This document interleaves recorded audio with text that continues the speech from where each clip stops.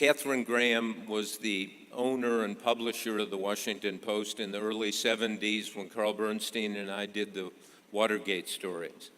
And we wrote these stories, and the truth was no one believed them. It seemed inconceivable that President Nixon and his people would be involved in the level of criminality that later was too well established, particularly with the tape. So it was January 1973, Katharine Graham invited me up for lunch in her dining room on the top floor of the Washington Post. And I had met her. She'd supported the publication of these stories, and came in. Carl had to go to a funeral that day, so he was not there. And I looked at her, and I later said that she had a kind of, "What have you boys been doing with my newspaper?" look on her face. And somebody said, well, what have you boys been doing with my newspaper look? And I said, if you were there, you would know it. And she then started interrogating me about Watergate coverage and blew my mind with what she knew.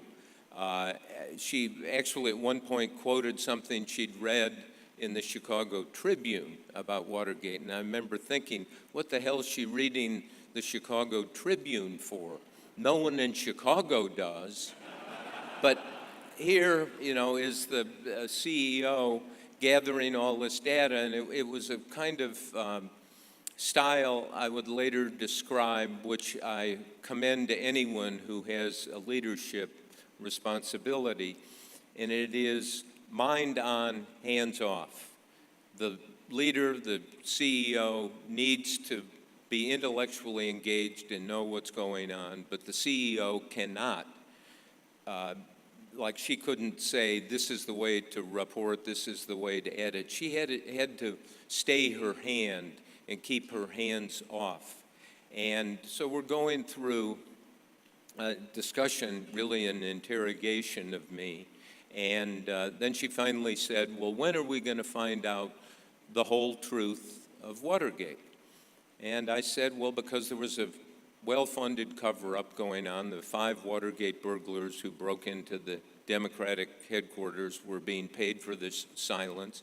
When Carl and I went to visit people at their homes at night, people who had key positions, we often got the door slammed in our face, and there was a look not just of anxiety, but of panic on their faces, that the investigation into Watergate was not really strong. And so I said, Mrs. Graham, the answer to your question, when are we going to find out the whole truth, is never. Remember looking across the table, and she had this look of pain on her face, and she said precisely, never, don't tell me never. I left the lunch a highly motivated employee. But what she said was, and this is what I think is important, was not a threat. It was a statement of purpose. And she said to me, she said, look, use all your resources as a reporter, use all the resources of this newspaper. She had taken on all the risk. And she said it was her job to take on that risk. And then she asked, and why?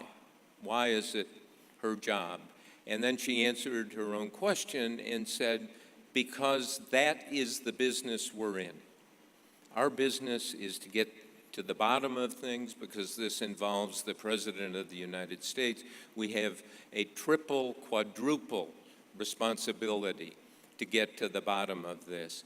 I left that lunch, I was 29 years old at the time, and thought, wow, how great to work for an institution where the boss understands fully what the job is and is willing to take the risk to get that job done. And someday we're going to put a plaque in the lobby of the Washington Post, and it's simply going to begin quote marks. Never, don't tell me never, end quote. Katharine Graham.